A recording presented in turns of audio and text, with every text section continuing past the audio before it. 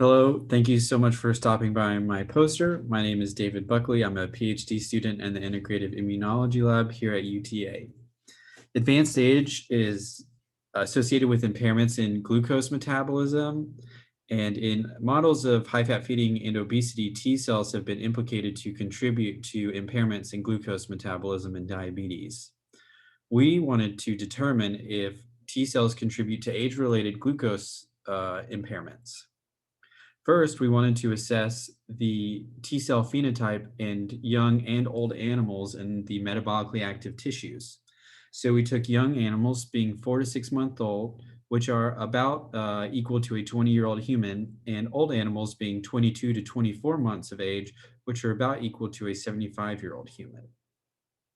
Looking here in the visceral adipose tissue in panel B, you can see that there was a significant increase in the CD8 T cells per gram of tissue in the old animals compared to the young.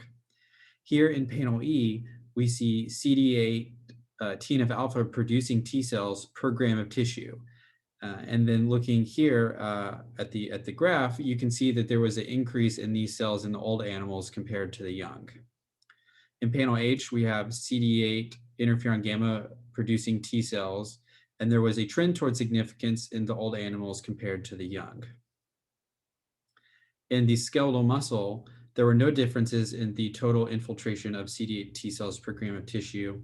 However, there was a significant increase in the proportion of interferon gamma producing CD8 T cells, as well as a trend towards significance in CD8 TNF alpha producing T cells per gram of tissue in the old compared to the young.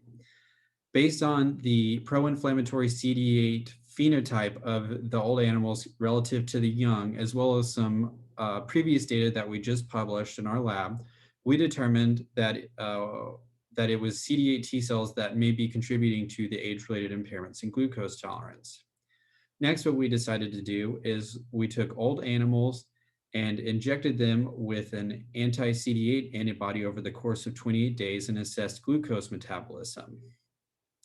Looking here in figure 3, in panel C, we see blood glucose tolerance on the y-axis and then time using the glucose tolerance test.